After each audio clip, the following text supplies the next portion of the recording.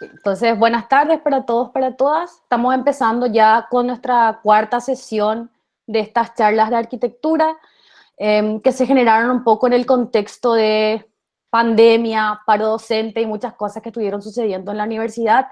Y gracias a la arquitecta María Virginia pudimos empezar a coordinar estas conversaciones abiertas, también un poco para compartir el conocimiento, conocernos e inspirarnos, también un poco es la idea, ¿verdad? Y en ese sentido, en ese contexto, pudimos hacer el contacto con el equipo de Culata Yoay, en la figura del arquitecto Miki González Merlo y todo su equipo también, creo que está Emerick por ahí también. Bueno, en primer lugar, agradecerles su tiempo, el tiempo vale oro, impagable, invaluable, y por sobre todo agradecerles la importancia también que le dan a la educación. Para aquellos alumnos y alumnas que no lo saben, el arquitecto Miki González Merlo estuvo como profe invitado hace algunos semestres en la carrera también, con el arquitecto Ishibashi. Entonces también podemos decir de alguna manera que forma parte de nuestra familia, de la carrera, de la facultad. Así que para comentarles un poco la dinámica, la idea es que las personas que quieran hacer comentarios o dudas lo vayan haciendo a través del chat, mientras que el equipo va haciendo la presentación, y luego al final, a través de la moderadora, que en este caso soy yo, voy a empezar a transmitir estas preguntas o comentarios para iniciar así el diálogo, si lo quieren hacer. Así que está entonces abierto el chat para lo que quieran comentar o decir, y les cedo entonces la palabra al arquitecto Miki y a su equipo de Culata Yoay, agradeciéndoles nuevamente el tiempo. Hola, me voy a mover un poquitito enseguida. ¿Se escucha bien ahí? Sí, súper bien. Se ve bien y se escucha bien. Ok. Hola, ¿qué tal? Yo soy Miki. Acá no estoy entendiendo bien la plataforma, pero estoy viendo algunas caras conocidas. Gracias por la invitación. Y nada, ahí, Emerick. Buenas, ¿qué tal? ¿Cómo están? Les saluda Emerick. La idea era un poco hablar de la experiencia y lo que fue el trabajo en la Chacarita, bueno, donde acá le veo que está Keiji también, donde él también formó parte de este equipo. Ahí se ve la presentación, ¿verdad? No, no se ve todo oscuro. Ahí sí, ahí Ahí. no. Ahí sí. Ah, ok, ok, ok. Bueno, voy a ir pasando entonces acá algunas cositas. Eh, este trabajo se dio por iniciativa del arquitecto José Cubiria, que estuvo como, digamos, curador, encargado general, no sé cómo se llama, de la Bienal.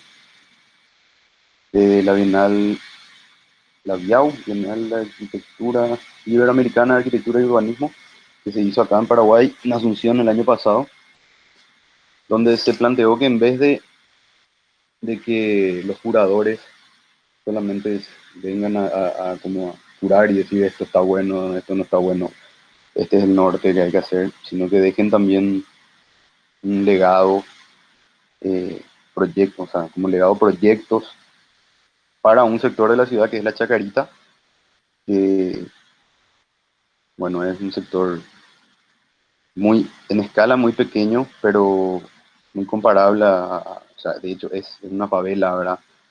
Comparable a situaciones que hay en Colombia, en Argentina, en Brasil y en, bueno, México, toda Latinoamérica.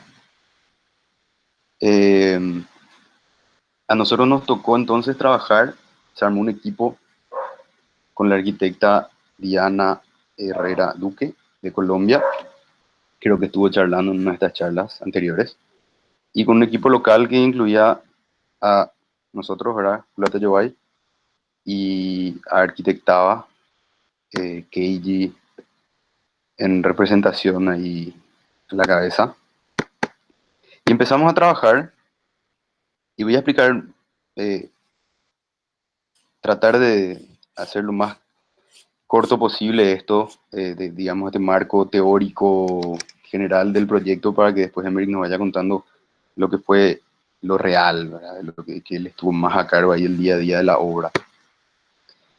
No tuvimos tanto tiempo, o sea, tuvimos tiempo, pero no pudimos preparar tanto la charla, pero vamos a ir compartiendo.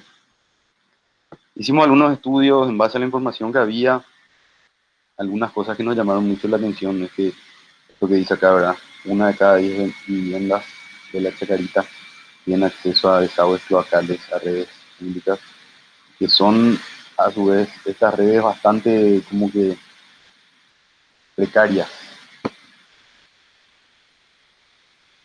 Eh, este sector específicamente, que está pintado en rojo, el sector que nos tocó trabajar, pero lo que hicimos fue tratar de identificar en nuestro sector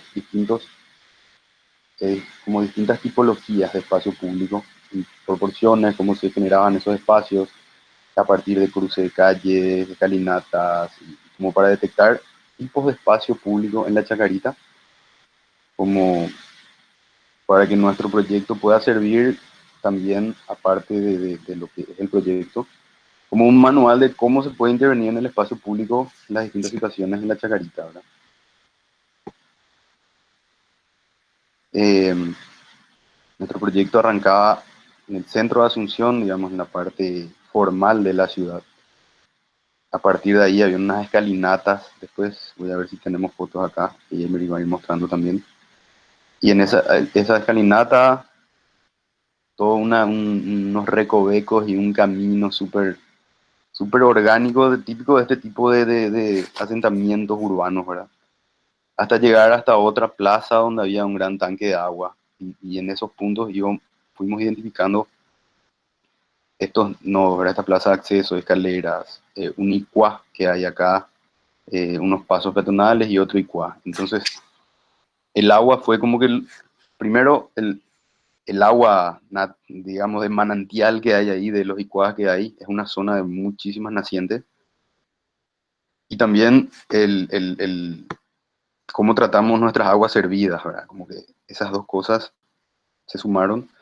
Y pensamos en una estrategia que incluía una infraestructura de espacio público, de regularizar escalones de las escalinatas, regularizar pavimentos, indicar señalética, iluminación, dar calidad al espacio público, como ya íbamos a tocar y a intervenir, también una infraestructura de saneamiento, que eran las redes colectoras cloacales, con sistemas de fitodepuración o similares que a su vez puedan generar una infraestructura ambiental, ¿verdad?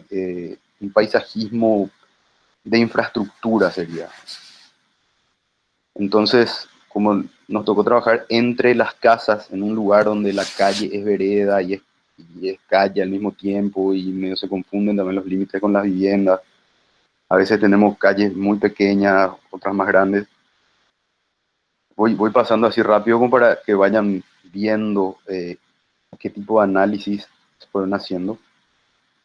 Bueno, acá estamos hablando, ¿verdad? Crear una red pública de desagüe cloacal, conectar las viviendas a esa red, con los sistemas de evapotranspiración, etcétera, etcétera, que esos sistemas, cómo funcionan con vegetación para degradar los residuos, también iba a dar vegetación que cumple un rol paisajístico y también productivo, porque en estos sistemas se puede cultivar alimento, ¿verdad? Era como que siempre pensando en un ideal. Bueno, en resumen, esta es la diferencia de cota, casi creo que eran 8 metros más o menos o más de diferencia entre este punto de acceso, la primera escalinata, la segunda, eh, todo lo que había alrededor de la escuela y el remate de nuestro proyecto. Ir pasando rapidito, listas, imágenes del sector, cómo íbamos presentando el proyecto. Nos ayudó muchísimo trabajar con Diana, que ella está acostumbrada a este tipo de trabajo de esta escala urbana, ¿verdad? Y bueno, aprendimos desde cómo representar, cómo pensar, cómo encarar este tipo de proyectos. Bueno, estas son imágenes del proyecto. Estamos trabajando de una manera súper interesante, bastante colaborativa y como si fuera en pandemia, porque trabajamos entre Encarnación, Asunción y Colombia vía mail, WhatsApp, y videollamadas y cosas así. Eh, Aprendimos que esto es un proyecto de urbanismo con las distintas opciones, para que vean la calidad del espacio público es esta, ¿verdad? De cómo están hechas las cosas, visitas al sitio, hicimos talleres también, donde los chicos y los grandes dibujaban cómo veían su barrio, cómo les gustaría. Ven, acá tenemos cierto tratamiento de estos licuados, ¿verdad? De canalizar esas aguas para poder utilizar.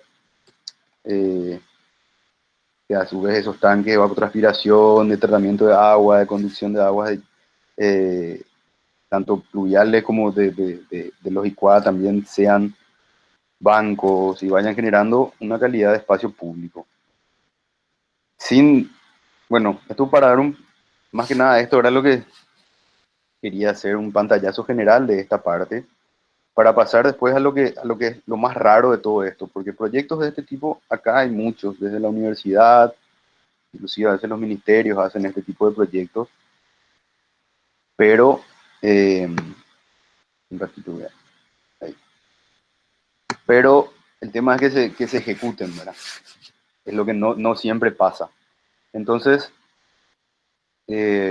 acá se consiguió una gestión, la verdad que fue una gestión enorme a través de el Ministerio de Urbanismo, la municipalidad, algunos privados, de donaciones, un mínimo dinero de donación de la Bienal, y entre esas cosas se hizo como que un malabarismo financiero, se licitó una parte de la obra, nos dieron la dirección de cierta parte, y ahí es donde pasó lo que sinceramente yo no estaba tan convencido de que podía llegar a pasar, es que se ejecute la obra. Y a partir de ahí, bueno, le dejo a Emerick que nos explique un poquitito eso.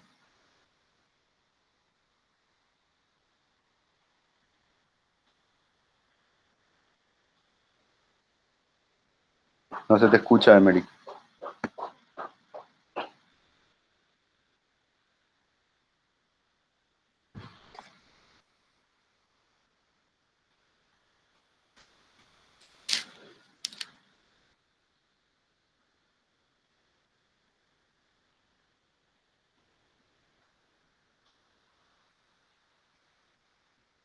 Usa el micrófono integrado de la compu, porque no anda eso, Emerick. Es como si fuese que no tenés micrófono. No, no Vos no termino escuchás a de- nosotros, Emerick, pero a nosotros no, a vos. Usa el micrófono integrado nomás.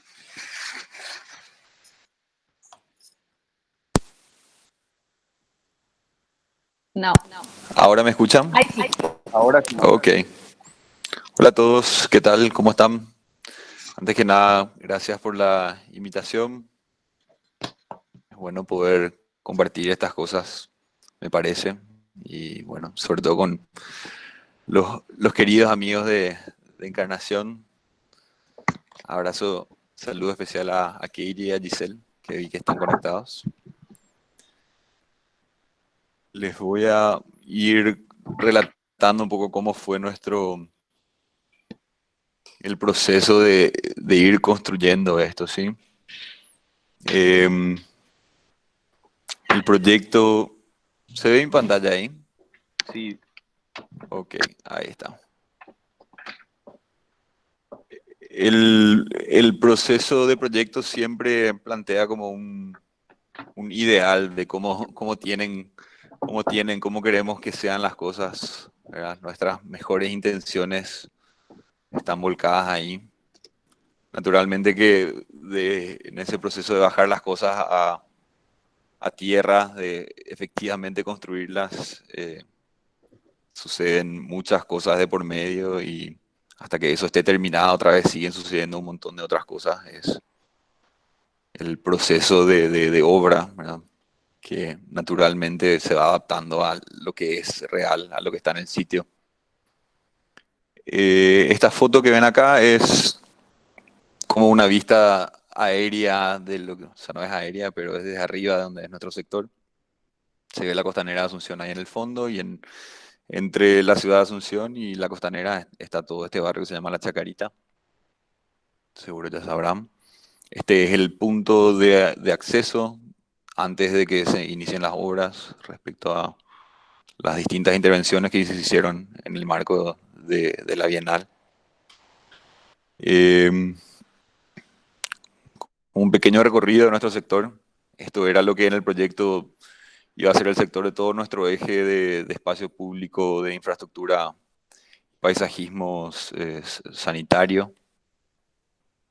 Como ven, este lugar ya ha sido intervenido durante mucho tiempo por la gente que está habitando este sitio desde hace más de 100 años, familias, distintas familias que fueron ocupando, ganándole el terreno al río. Acá, este sector en particular, al que se le llama Pocito, es como uno de los principales ejes de circulación dentro de lo que es el barrio de La Chacarita. Esta escalinata conecta las cotas más bajas con las cotas más altas de la Chacarita. Es uno de los pocos ejes transversales que hay en el lugar. Y con esto que ven acá en la imagen es con lo que nos encontramos cuando estuvimos a punto de empezar la obra. Este sector en particular finalmente se convirtió en el punto de inicio de nuestra intervención, de nuestra construcción.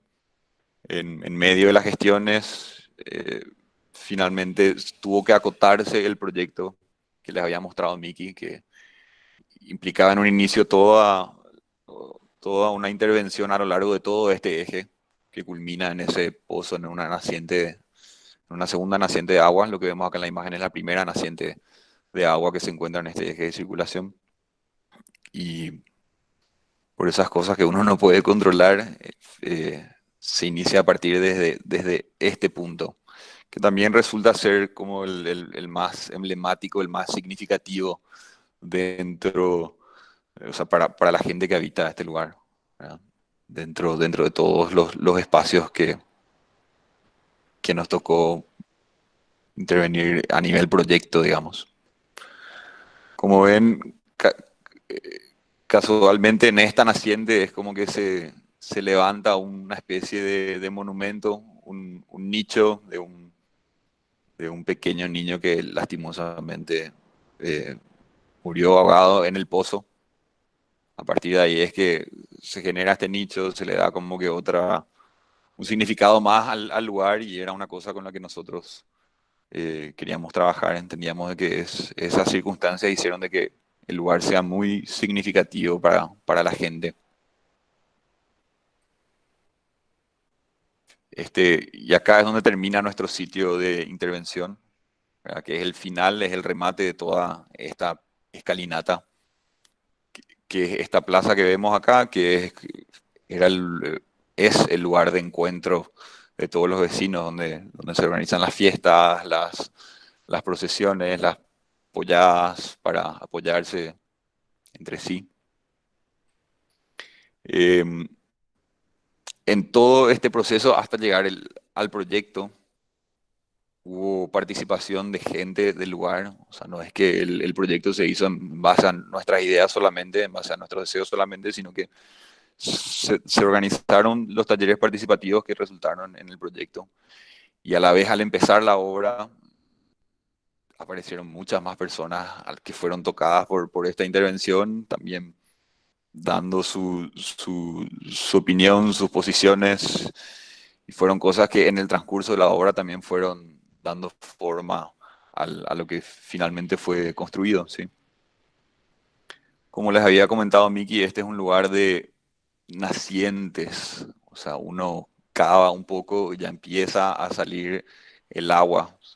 Se cree que una de las antiguas acequias, uno de los antiguos arroyos que atravesaba la ciudad de Asunción, pasaba por este lugar, que al empezar a ser construido el agua fue desviándose, llevándose de un lugar a otro, pero como sabemos el agua obedece sus propias reglas y encuentra su propio camino. Lograron a través del nicho, de ese pocito que les mostraba anteriormente, lograba ahí contenerse un poco, pero rebosando, cayendo, encontrando nuevamente su camino hasta llegar al río. finalmente, el proyecto que idealmente planteaba esta infraestructura de tratamiento de aguas cloacales se convierte en este proceso un modo de canalizar el agua que está brotando en este lugar. Un lugar en donde puedan fácilmente pasar las instalaciones, pueda fácilmente pasar el agua que sale para poder librar el paso eh, de las personas a través de este eje de circulación y que ambas situaciones puedan ir conviviendo. Como parte de la intervención, esos canteros que iban a ser para el tratamiento de aguas cloacales se convierten en canteros para canalizar el agua y para llevar las instalaciones. Las intervenciones finales se convierten en esto que ven en la foto, ¿verdad? Un cantero que sirve de soporte técnico de alguna manera, para eso que les dije de llevar las instalaciones, y estos, estos sumideros, bancos sumideros, que la intención era de que ahí se pueda acumular el agua y generar un sistema para que esa agua que se acumula ahí, que sale de la naciente, pueda reutilizarse con cualquier modo, ¿verdad? Cualquier, o sea, uso recreativo para refrescarse. Estas son fotos del proceso de obra, como les voy contando. Si vieron las imágenes interiores que les mostró Miki, ven que acá ya hubo un cambio de diseño. Como les contaba, los vecinos estuvieron muy al tanto, muy involucrados, muy encima de todo el proceso de construcción y tomaron la decisión unánime de cambiar el diseño que se le había planteado originalmente, pero para bien, ¿verdad? Finalmente son ellos los que van a estar utilizando y aprovechando esto. Claro que en esos procesos uno se encuentra con todo tipo de dificultades, más allá de lidiar con los distintos problemas de cada vecino. El agua en el proceso de obra se convirtió en algo que había que ver cómo superar, cómo mejorar. Y dentro de esos cambios, en lo que pudimos ponernos de acuerdo, en lo que pudimos entender entre todos, yo creo, es que la intención era de mejorar la calidad del espacio, mejorar las condiciones de ese lugar que anteriormente ya funcionaba y ahora, ok, si vamos a atravesar todo este esfuerzo de construir, de romper las bolas con una obra súper tediosa, tiene que poder mejorarse, ¿verdad? Estos ya son fotos en la mitad de la obra, más o menos. Este es otro de los bancos sumideros, ¿verdad? Un banco, un lugar para sentarse. Abajo de ellos se acumula el agua que después se dispone para su utilización. Eh, Fuimos pensando también en los materiales que iban a ser utilizados en el lugar, entendiendo de que este es un lugar de alto tránsito, el presupuesto era acotado, entonces cómo mediamos entre esas cosas. Y desde el material que se utiliza es que pensamos que se pueden empezar a tomar en cuenta esas condiciones, ¿verdad? Esto Emilio, es, discúlpame que te moleste, un segundito, sí, no corre tu foto. pero está Nos mostrando mi quedamos, pantalla. sí, nos quedamos en la imagen bajándonos de las escalinatas con el cordón y todo el sistema de estructura que se va a hacer con eso y la tierra al otro lado. Ahí nos quedamos, no sé si... Ok. ¿Ahí cambió o sigue la misma? Sigue igual. No sé por qué no... Es como que tu pantalla está congelada. Tienes que presentar pantalla en vez de presentar una ventana nomás, porque si no muestra solamente la foto. Eso, ahí te pasaron un tip. Me da solamente una opción de compartir. A ver, ahí abajo a la derecha dice Present Now, ¿verdad? Sí, Ahí dice Present Your Entire Screen. ¿Se ve ahí? Mi pantalla entera. Pero Vemos tu pantalla. no tenés que compartir tu pantalla, tenés que compartir una ventana. No me da la opción. Tenés que tener abierta una ventana y ahí compartir esa ventana. Sí, está abierta, Igual, tal cual. igual le iba a funcionar. O sea, si compartís toda la pantalla igual va a funcionar. Ahí está, ahí volvió. Sí, ahí se ve. Ok. En esta imagen era la que se habían quedado, ¿verdad? Ahí va cambiando.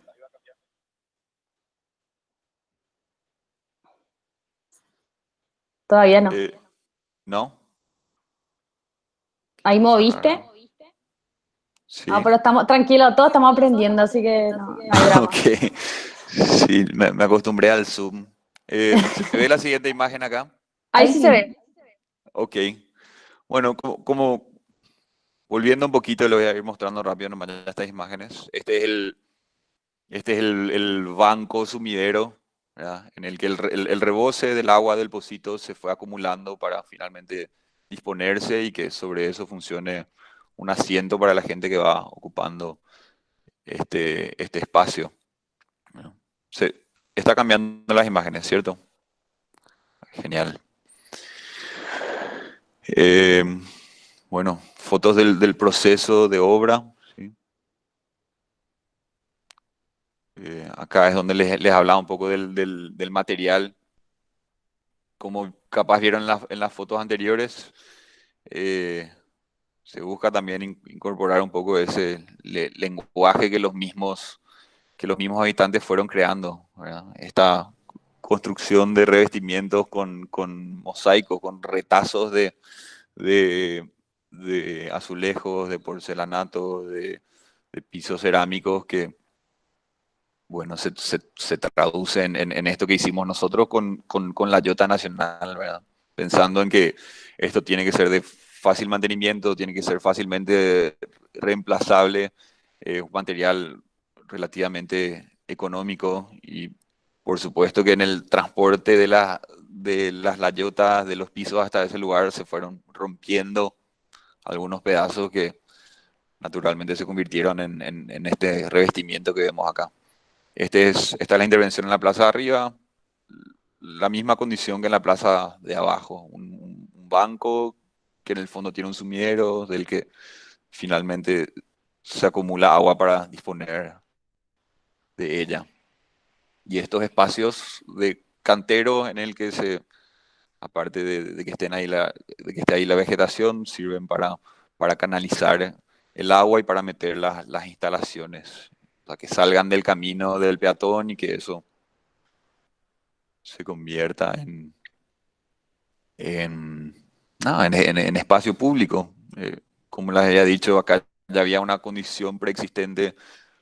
Muchos durante el transcurso de la obra estuvieron muy escépticos respecto a lo que se hacía. Se atrasó bastante la obra porque o sea, llevar los materiales hasta el lugar, la gente igual tenía que seguir pasando por este lugar. Fueron cosas que dificultaron el proceso de obra, pero por eso con más razón esto tenía que mejorar las condiciones, no empeorarlas. ¿Eh? Este era el rebose del primer manantial, del primer pocito, que bueno, en estos procesos o sea, no salen las cosas como uno las espera. Había un diseño en base a esto que, como era una constructora la que la estaba ejecutando, no, algunas cosas se dejaron así, pero pienso que está bueno mostrar porque nuevamente, de lo que uno piensa al punto en el que esa cosa se construye, ocurren miles de cosas y a veces no puede ocurrir todo exactamente como uno lo piensa, ¿verdad? Es un aprendizaje en sí mismo eso. Acá es ya terminando la obra, los niños ya estaban empezando a ocupar el espacio, jugando la pelota como antes de la obra. Se utiliza el banco, se aprovecha el cantero. Y acá en esta foto se ve cómo finalmente dispusimos del agua que estaba dentro de los sumideros. Conseguimos unas bombas manuales que logran, o sea, sacan el agua dentro del sumidero. Se convierte también en una especie de juguete para los niños. Acá en esta obra se ve que, en esta foto, perdón, se ve que estaba desfasado la canalización. En realidad esto tenía que estar abajo de la bomba que finalmente se corrigió después. Ah, acá se ve en esta foto. Bueno, para, o sea, finalmente la construcción se trató de un poco de eso. O sea, el proyecto finalmente culminó en esto, en esta canalización de las aguas, contención de infraestructura y mejoramiento de espacio público. No tengo más obra de de la obra terminada porque no pudimos volver al lugar. Acá ya se ve con la baranda, con las terminaciones.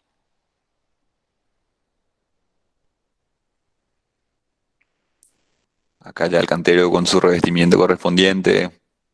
La idea era de que a medida que se vaya rompiendo el piso, que eso no tenga que reemplazarse nuevamente por una baldosa entera, sino que el retazo vaya empezando a construir ese mosaico que vemos en los otros espacios. Y eso es prácticamente.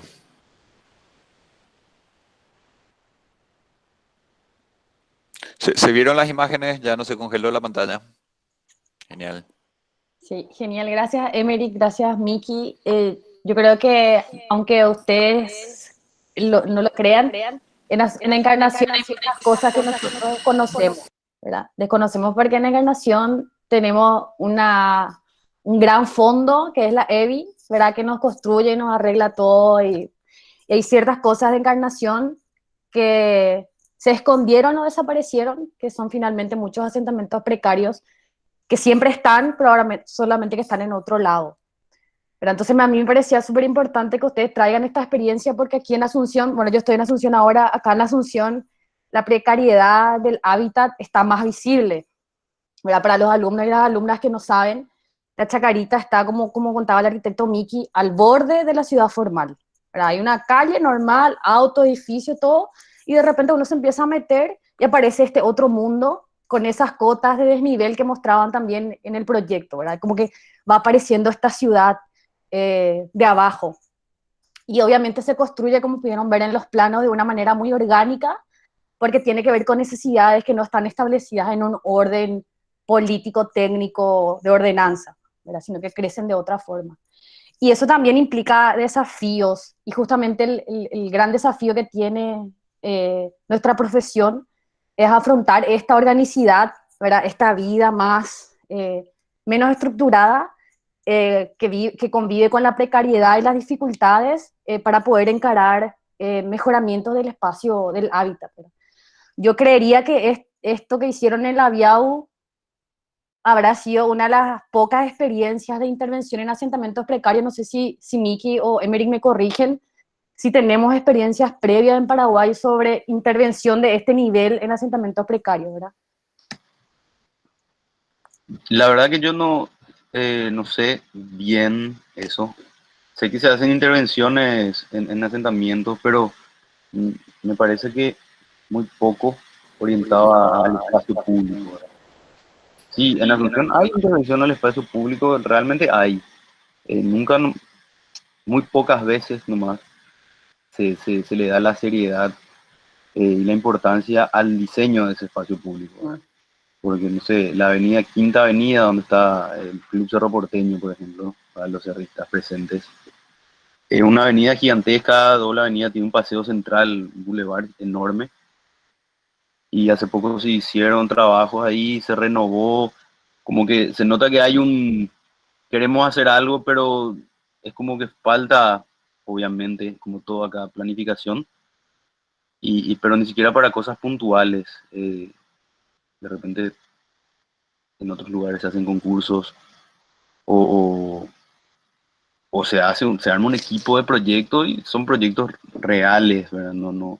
Hay mucha improvisación, ¿verdad? Responde a un montón de cosas, ¿verdad? Tiempos políticos, urgencia de cortar cinta para tener réditos de popularidad.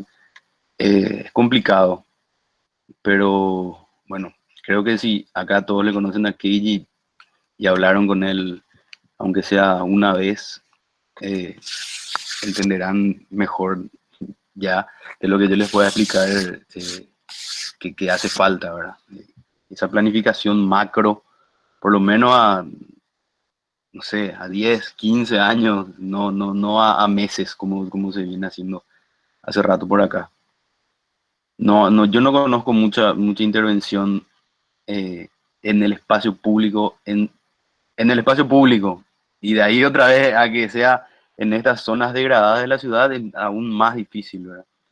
En lo de la Bienal se logró construir unos cuantos de los proyectos, porque así como nuestro proyecto habían otros, algunos de escalas similares, otras escalas más pequeñas, otras más puntuales también, como más espacios, así, hitos. Eh, y es una experiencia interesante. Obviamente, del proyecto, de lo ideal a la realidad, pasan cosas como las que estuvo explicando Emerick, y a todos los grupos que les tocó intervenir les pasó también, ¿verdad? Pero dentro de todo, se hizo algo que la idea es que quede como el comienzo de algo. Lo nuestro, por ejemplo, no, de nuestro proyecto lo que se hizo fue la parte de mejoramiento del espacio público. Esa infraestructura sanitaria que va debajo de la tierra no se hizo, porque eso tenía que ser una licitación aparte de otro paquete de obras. Entonces, como no está todo conectado y coordinado, no se pudo hacer. Por ende, tampoco se hizo la infraestructura paisajística eh, que tenía que ser. Sí, se plantaron algunas, se puso un poco de vegetación, como para que visualmente la gente ya vaya adoptando ese tipo de paisajes cuando, para cuando se haga esa infraestructura paisajística.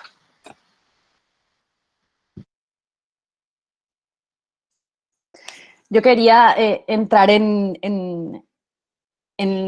justamente las dificultades, pero ustedes lo fueron comentando a lo largo de la presentación. El Arquimiki nos contaba esta idea del proyecto desde el gabinete, tal vez de alguna forma primero, y luego eso cómo costó, o los, como decía él, los malabares financieros que había que hacer de nuevo para poder concretar. No sé si quieren ahondar en las dificultades. Me parece interesante que paremos un poco ahí a analizar, porque finalmente, frente a lo que decía el Arquimiki de que no se hace mucho, ¿verdad? En Paraguay no es que no se haga mucho porque no hay que hacer, sino que hay mucho que hacer, sino que no se hace.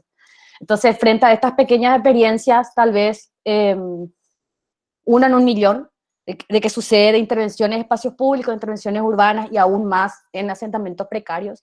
No, parece interesante que podemos aprender de esta experiencia. Recuerden, alumnos y alumnas, que nosotros en Encarnación tenemos también un asentamiento de similares características.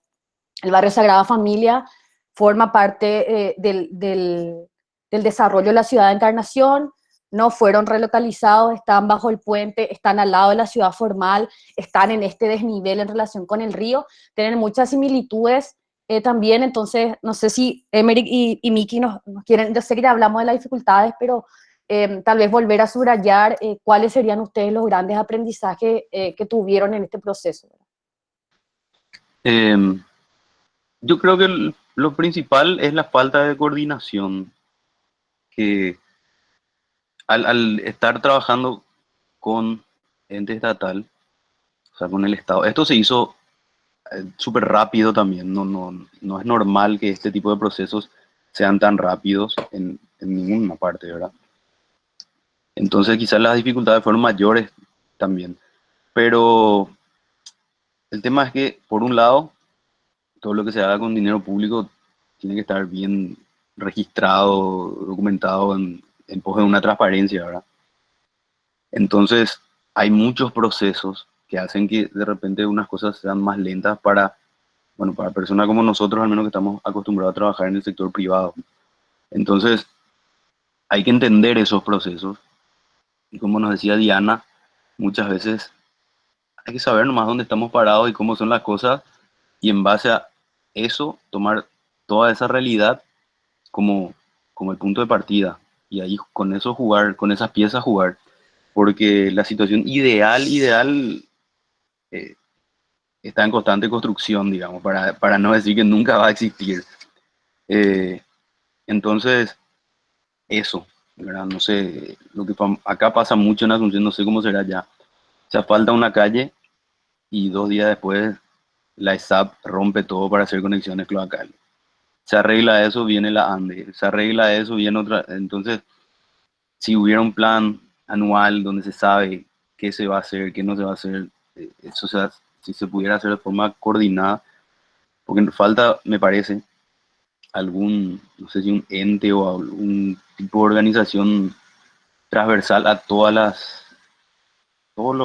todo lo que construye ciudad, ¿verdad? Ministerios, municipalidades, inclusive el sector privado, con desarrollo inmobiliario, todo ese montón de cosas, ¿verdad? Es difícil en ciudades como Asunción que eh, como que están casi perdidas en ese sentido. Creo que Encarnación tiene muchísimo que aprender de lo que no hay que hacer de Asunción. Y igual creo que es como que inevitable que algunas de esas cosas sucedan en todas las ciudades, en Latinoamérica, en todo el mundo pasa. Pero bueno, ir de a poquito, de repente con un edificio privado de cierta escala, se puede aportar al espacio público. Bueno, hay que decir, desde adentro de los municipios, desde los ministerios o desde proyectos realmente públicos, ¿verdad? Eh, tratar, no sé, ya no sé si estoy hablando de las dificultades o de qué, me estoy yendo por la rama, pero los concursos son súper interesantes. Hay leyes de concursos. Hace poco creo que le estaban queriendo enchufar a Encarnación un centro de arte, un centro cultural, no sé qué era, sin ningún tipo de concurso, nada, ¿verdad? Y de repente arquitectos, colegas, no, como que nos molesta eso, pero la gente que está haciendo e impulsando esos proyectos está súper contenta porque está segura de que eso es lo mejor que se puede hacer y lo mejor que ellos pueden hacer, y probablemente sea lo mejor que pueden hacer ellos. Por eso hay que meterse y, no sé, desde la universidad, desde donde sea, eh, hacerles entender que hay cosas que pueden ser mejores si las hacemos juntos, ¿verdad? Ahí nomás creo que está la clave, no poner en el ring nunca así cosas, no el versus, si no es esto, sino que juntos vamos a hacer y va a salir algo que va a ser mejor que si lo hacemos solos. Me quiero tomar de lo que decía Miki, estoy hablando yo, pero igual si hay preguntas en el chat, obviamente. Me quiero tomar de lo que decía Miki finalmente porque en la realidad, en nuestras vidas profesionales, las 62 personas que estamos hoy acá, ¿cuántas oportunidades tendremos realmente de hacer una intervención urbana con toda la planificación que eso significa? Probablemente muy pocas oportunidades. Ojalá que tengamos más. Entonces me quiero tomar de eso que decía Miki desde la arquitectura, cómo también podemos colaborar en el espacio público, ¿verdad? Si ustedes entran a la página de Culata Yobay, van a encontrar que ellos se dedican generalmente con arquitectura residencial, hay muchas obras de vivienda y también comerciales.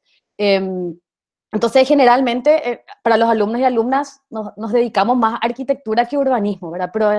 Pero es interesante también entender esto que hablaba Miki, de cómo la arquitectura puede contribuir también al espacio urbano, ¿verdad?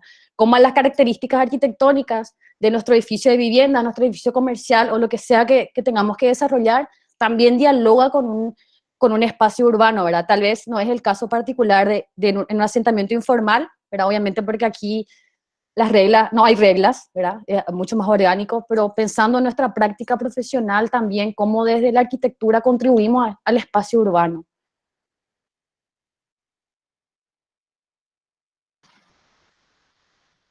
Quería contar un poco, si no hay, pegaría escucharle a la gente que está acá, si tiene preguntas o lo que sea, mientras quiero contar justamente con Keiji también hicimos un proyecto el año antepasado, el año pasado, donde, ¿qué pasó?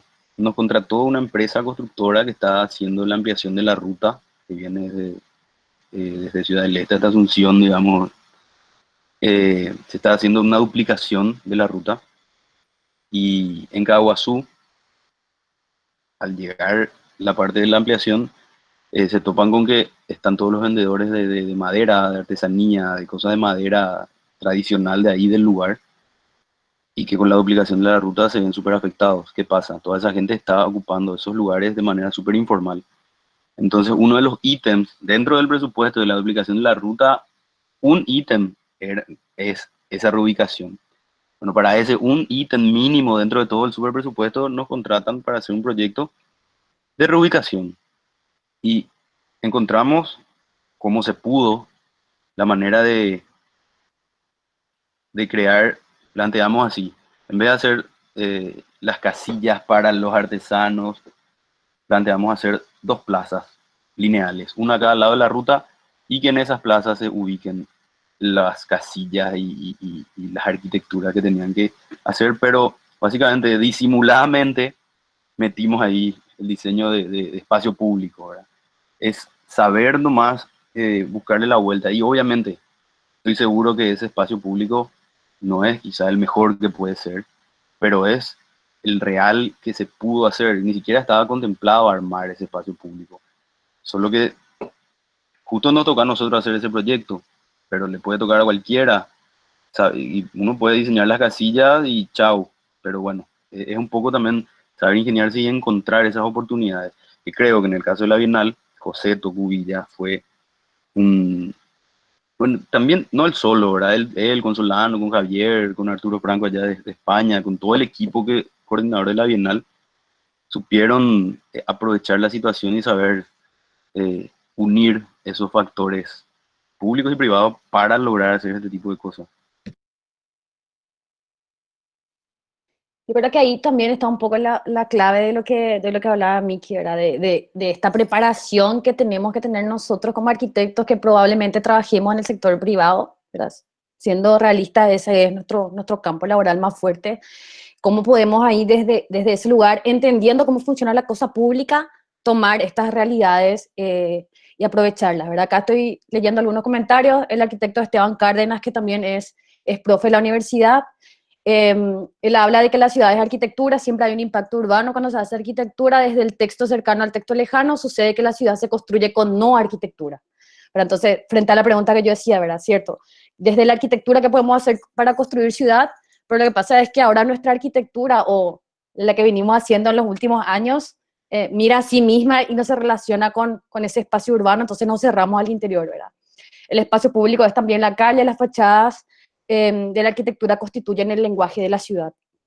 Pero entonces yo creo que ahí, lo que yo siempre le digo a mis alumnos de urbanismo, tal vez no nos dediquemos al urbanismo como tal, pero sí podemos hacer y contribuir a este espacio urbano con nuestra arquitectura residencial o comercial, que es generalmente la que hacemos, ¿verdad? Me parece que el valor que nosotros podemos agregarle a esta formación en esta universidad y en los espacios en los que nos toquen, finalmente para Paraguay, en el contexto en el que estamos, es ese, ¿verdad? Tratar de entender cómo funciona la cosa pública, cómo podemos tomar estas distintas agentes que están sucediendo y direccionar estas distintas fuerzas para contribuir a la mejora de lo colectivo, ¿verdad? De la cosa pública. A ver qué comentarios más aparecen. Haciendo arquitectura transformamos el espacio público, su imagen y sobre todo la vivencia peatonal entre el espacio de lo público y lo privado.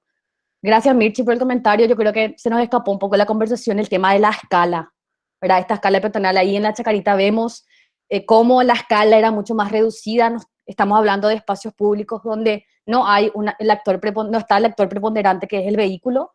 Sí, nosotros en esta situación de la Chacarita, el equipo de Culata Yobay y arquitectaba y la Arquidiana y los que estuvieron, no tuvieron que tener esta pelea con el auto que es la ciudad formal, ¿verdad? Cualquier tipo de intervención urbana o arquitectónica que hagamos en la ciudad formal, la lucha es directamente con el auto, ¿verdad? El espacio urbano está en esta lucha constante entre nosotros, los seres humanos, y el auto, ¿verdad? Entonces, el tema de la escala, yo creo que es súper importante también en esta cuestión del espacio público.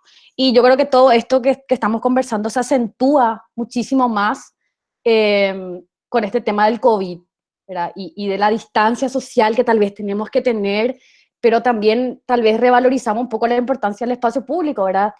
Había sido que en Paraguay no tenemos tantos espacios donde podamos estar todos separados a 2 metros y tener buena calidad ambiental, ¿verdad? A no ser en Encarnación con nuestra feroz costanera, ¿verdad? Pero a ver qué dice María David.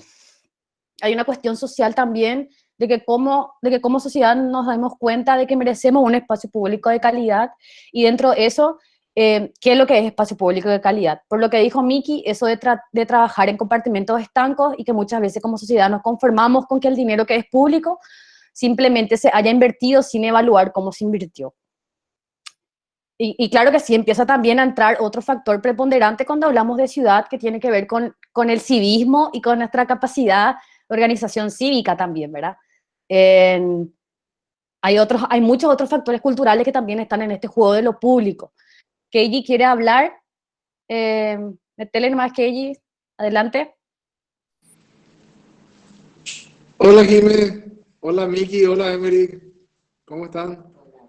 Hola a todos y todas. Un gusto verles por lo menos acá en la virtualidad, che.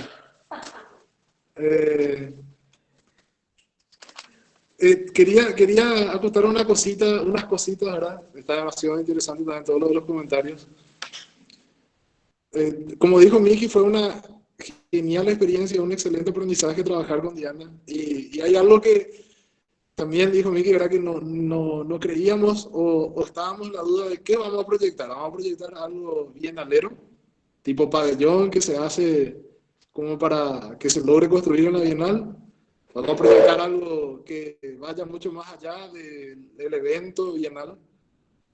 Y había mucha duda respecto a qué tanto le iban a dar bola desde los entes públicos a los proyectos, ¿verdad? Esa incredulidad, digamos, por lo que ya siempre fue la gestión y lo que sabemos todo lo que es la entidad pública en Paraguay. Y Diana es la que nos dijo, pensemos en grande, vamos a proyectar algo mucho más grande, para recortar van a estar ellos, dijo, ¿verdad? Para recortar el proyecto van a estar ahí los del ministerio, los de toda la municipalidad, pero nosotros tenemos que pensar en algo grande y real, ¿verdad? Y ahí es como que dijimos, la puta, bueno, sí, cierto, hay que disparar para arriba y ver hasta dónde llega. No proyectar solo para la Bienal. De hecho, de los 12 proyectos que se hicieron, creo que 2 o 3 no se construyeron luego para la Bienal, incluido el nuestro. Porque por la escala que tenían y que tenían que gestionarse otros fondos, ¿verdad? Para poder construir. Y creo que eso fue uno de los aprendizajes más grandes que tuvimos de Diana, de decir, bueno, apuntemos para arriba, vamos a pensar en algo bien grande, bien real y que sea una transformación muy integral, ¿verdad? Más allá de que también estuvieron buenísimos los proyectos puntuales que por ahí tenían, por una escala menor, más posibilidades logísticas y económicas de construirse para el evento.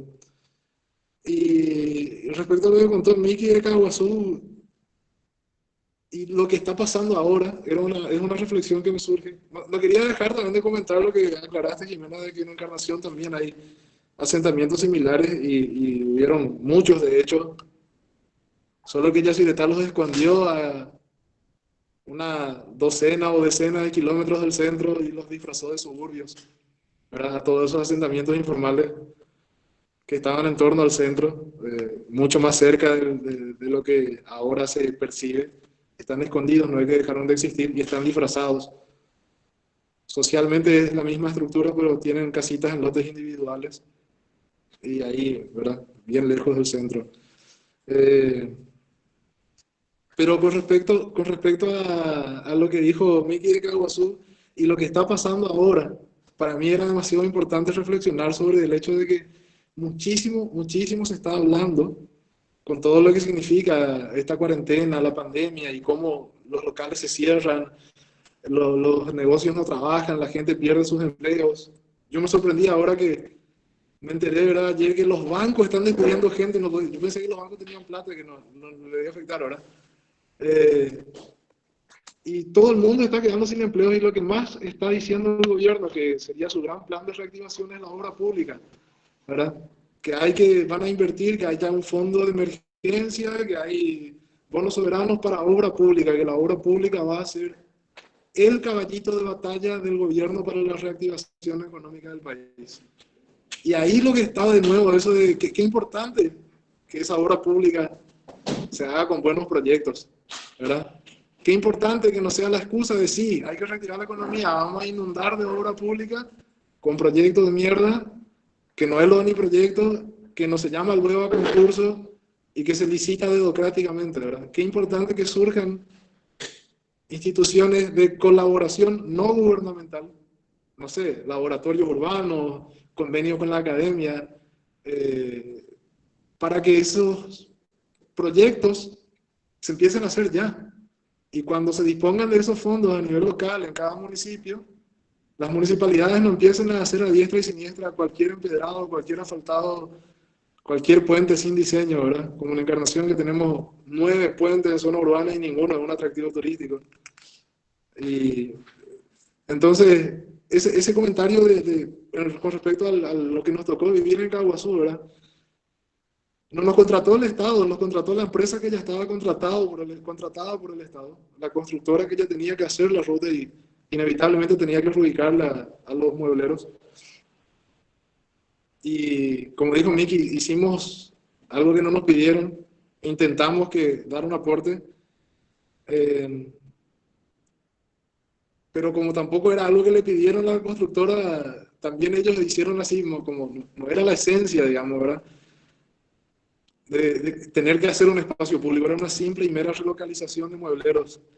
Y qué lindo hubiese sido un escenario en el que la obra pública sea objeto de concurso de proyectos que piensen en esas cosas. O sea, si vamos a usar fondos de emergencia, por el cual, ese fondo, ¿verdad? Por el cual nos endeudamos por varias generaciones y otras cuestiones, por una cuestión de la pandemia, que tengamos la mejor calidad de obra pública, ¿verdad? Que pueden llegar a reventar muchísimo dinero si se sigue haciendo como siempre. Entonces estaría muy bueno empezar a gestionar estas instituciones académicas, no gubernamentales, que hagan los proyectos de obra pública en emergencia rápido, como para que cuando llegue el dinero nos revienten o nos den democráticamente, ¿verdad? Cualquier cosa. Nada más que eso quería acotar. Un abrazo, Miki, un abrazo, Emery. Vamos a vernos oportunamente de nuevo. Gracias, Keiji. Entonces, para los que no saben y las que no saben, Keiji es a veces nuestro nexo con el exterior, Asunción, porque en Encarnación a veces estamos en una burbuja, pues, ¿verdad? En Encarnación como que es como idílico todo, pero en realidad hay muchas cosas que hay que pensar y por eso está bueno relacionarnos y conversar con gente de otro lado y ver qué cosas suceden, ¿verdad? Voy a leer algunos comentarios que van apareciendo. La profe María Ábalos comenta: visibilizar la informalidad e incluso otorgarle valor con estrategia de diseño son desafíos que debemos impulsar desde la academia. Totalmente de acuerdo con lo que decía también un poco que esto es lo que decía Miki, ¿verdad? Que la realidad es así, la función pública es así, la cosa pública funciona acá, pero bueno, ¿qué nosotros podemos hacer? Y nosotros, digo, desde la academia, ¿verdad? Nosotros que estamos de este lado, formando gente, formándonos, empezar a verlo con ojos críticos también a este tema, ¿verdad? Dice Benja, estaría bueno encarar la carrera como arquitectura y urbanismo, si bien lo es implícitamente, se podría ir aprendiendo urbanismo a la par arquitectura desde los primeros años, entendiendo que no hay uno sin el otro. Eso yo creo que es clave lo que dice Benja, ¿verdad? Ustedes, yo no sé si Emerick también estudió en la UNA y Keiji también los dos, pero nosotros en nuestra experiencia de Encarnación podemos decir de que en urbanismo no formamos, ¿verdad? Tenemos 2, 3 materias, pero hasta ahí no sé yo cómo es en la UNA, si realmente ustedes pueden decir de que se forman en urbanismo, porque tal vez esta no ciudad, ¿verdad?, en la que Paraguay se desenvuelve tiene que ver también con nuestro rol desde la profesión, ¿verdad? ¿Qué tanto estamos formados para encarar estos problemas? O si al final tenemos que ir haciéndolo en un tanteo medio arquitectónico, urbanístico, cambiando de escala, ¿verdad? Pero tal vez nuestra formación, no sé si pueden comentar en la UNA cómo se encara esto de la formación. ¿Qué tal? En la UNA como que la estructura general de cómo funciona la malla curricular, me imagino que es por lo que vos contás de la misma manera que ocurre allá en Encarnación, ¿verdad? No, vos empezás la carrera desde una cuestión más técnica, más del dibujo, más de una escala que abarca de alguna manera solamente el oficio ahí del arquitecto. Pero sin embargo, avanzás en la carrera, llegas a unos semestres más grandes, digamos, y ahí recién es que te empiezan a hablar de la ciudad, te empiezan a hablar un poco de urbanismo, pero otra vez abarcándolo como algo así medio de taquito, ¿verdad? No es una materia troncal, yo personalmente no creo que es el énfasis que debería dársele a algo así, ¿verdad? Porque como mencionaban en los comentarios, ¿verdad? La arquitectura no es un hecho aislado, o sea, ocurre dentro de este contexto urbano. En todo momento nos estamos, o sea, cuando construimos en la ciudad, ¿verdad? Claro que se construye en el campo también, pero estamos hablando de la ciudad en este caso, de choque, de esta convivencia que hay entre todas estas personas. Em, no creo que se le da o sea, no se piensa en el contexto, no se piensa en la manera en la que estas cosas que nosotros estamos haciendo, la construcción, la destrucción para llegar a la construcción de algo, no es un hecho aislado, no ocurre por sí solo. Desde, bueno, Miki que se recibió en el taller E y estuvo enseñando, y yo que también me recibí en el taller E de la Nacional y sigo enseñando, es como que no sé ahora mismo cómo están en los otros talleres, pero desde primer semestre, que yo siempre estuve ahí, se habla de estas condiciones de la ciudad, en la materia de taller, no urbanismo, y es también con las cosas que sabemos, con las sensibilidades que vamos adquiriendo, es que podemos empezar a hablar de estas cosas, pero se queda en una cuestión, en una ida y vuelta bastante empírico, porque de todos los profesores que estamos hoy en día en el taller E, creo que solamente 2 son urbanistas, o sea, 2 tienen la especialización que se requiere para poder enseñar y transmitir de una manera un poco más compleja y abarcativa esos conocimientos, ¿verdad? El resto de nosotros estamos ahí mediando entre lo que sabemos, entre las sensibilidades y las experiencias que fuimos acumulando.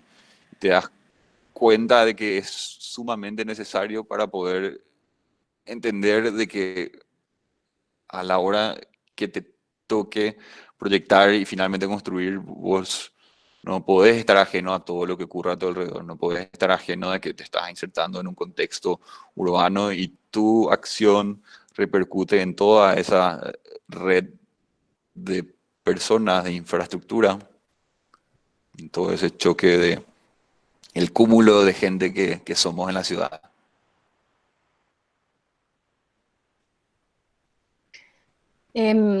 En base a esa misma línea, para comentarle a Miki y a Emerick y a las personas que no estuvieron en otras charlas, en otras conversaciones, en esta misma línea de las charlas de arquitectura que estamos haciendo desde los docentes de la universidad, también lo veníamos conversando respecto a la debilidad en capacidad local técnica que tenemos en los municipios, ¿verdad? Porque en realidad los que son dueños de alguna manera del territorio es la municipalidad a través de la ley orgánica municipal y todas las atribuciones que les da, ¿verdad? Entonces tenemos el gran problema que uno llega a la municipalidad a querer encarar cualquiera de nuestros temas, arquitectura, urbanismo, lo que sea, y el foco de la municipalidad está más en cobrarte el impuesto que en realmente ver cuál es el aporte de tu obra, si cumple las reglas, la ordenanza, además que sabemos que existen otros caminos para probar todas las cosas que hacemos. Entonces también en esto que hablamos de la academia, no solamente se refleja en el ámbito privado donde actuamos la mayoría de nosotros, sino también esta falta de capacidades desde la formación académica también se refleja en la función pública y yo creo que ahí es lo que más duele al final, ¿verdad? Que las personas que toman la decisión no tengan esas capacidades, a veces no saben ni leer un plano, entonces se complica. Tiene que ver, como decía yo, cuando empezamos a hablar ya de lo urbano y justamente lo que decía Emerick, en este espacio donde se juntan este cúmulo de personas que somos tan distintas y que tenemos tantos intereses, tiene que haber algo que regule estos espacios para que todos podamos convivir bien, ¿verdad? Y bueno, estamos en esa lucha, el espacio urbano, la ciudad es un espacio de lucha, es un territorio donde donde siempre están conflictuando varios intereses. Y tal vez nosotros desde nuestra profesión tenemos la oportunidad, como decía Emerick, tal vez desde las sensibilidades nomás que tenga cada uno, de poder colaborar a lo colectivo. Y no quiero perder un poco esta idea que comentaba María Elvira antes, de esta necesidad del civismo también, ¿verdad? De entender que la cosa pública es de todos y de todas, y no por ser público no es de nadie, ¿verdad? Entonces, famoso, no, ahí vamos a tirarlo a nuestra basura en la calle, vamos a dejarlo en la plaza nuestra basura, o le voy a pasear a mi perro, y mi perro hizo popó en el camino, y no levanto el popó que dejó mi propio perro en la calle, ¿verdad? Que parece una soncera frente a lo que estamos hablando, pero finalmente todo esto va sumando a este espacio público, a la cosa pública. Así que yo creo que si no hay más comentarios, bueno, acá dice la profe María, se necesita disponer de cursos de posgrado no solo para profesionales, sino también para actores y tomadores de decisión que intervienen en la ciudad. Eso es un poco lo que hablábamos en otra de las charlas también, ¿verdad? Una cosa es la arquitectura, el urbanismo de lo técnico, pero un poco lo que aprendimos también en esta charla, esta necesidad de entender que dependemos de voluntades políticas cuando estamos hablando del espacio público, ¿verdad? De la cosa pública. Por lo tanto, si dependemos de voluntades políticas, no hace falta que el intendente o el presidente del país, o la presidenta en algún momento si tenemos, sepa todo de urbanismo y sea todo el mejor arquitecto o la mejor arquitecta. No necesitamos eso, necesitamos que los tomadores de decisión entiendan un poco el rol que tienen frente a la calidad del espacio público y la calidad de vida de las personas, ¿verdad? No hace falta que los políticos sean técnicos, sino que tal vez se asesoren de técnicos que los puedan realmente llevar hacia el bien común, que yo creo que es el nuevo rumbo que tiene que tomar el mundo después del COVID también, ¿verdad? Replantearnos un poco cómo venimos construyendo este mundo, esta arquitectura, estas ciudades, y en sus distintas escalas, y repensar también cuál va a ser nuestro rol, ¿verdad? Nuestro rol como arquitectos, arquitectas, urbanistas en este nuevo mundo. Dice el profe Cárdenas, quizás sea tiempo de pensar el urbanismo, el diseño urbano y la planificación como especificidades que merecen una carrera, que no sea parte de la arquitectura, el mismo proceso que puede vivir en el nacimiento de diseño gráfico y diseño industrial.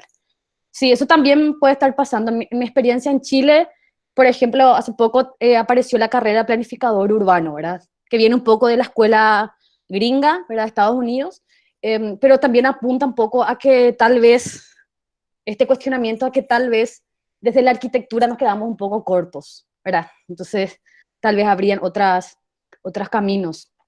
La profe Natalia, que es profe de la universidad y también es presidenta de la Asociación de Arquitectos, ¿quiere comentar algo? Profe Natalia, adelante.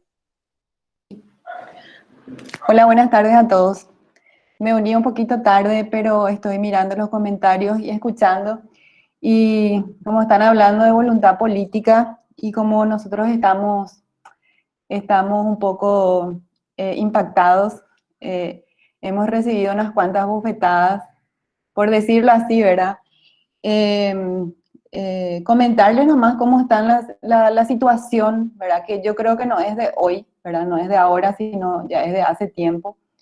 Un colega me había hablado de la prostitución, ¿verdad? De la prostitución de profesional, ¿verdad? De nuestra profesión.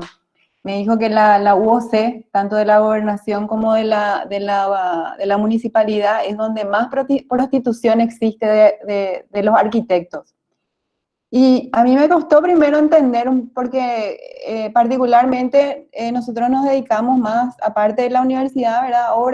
A horas particulares, ¿verdad? Nunca nos involucramos en esto que es público. Y a partir de que estamos trabajando ahora con la asociación, ¿verdad?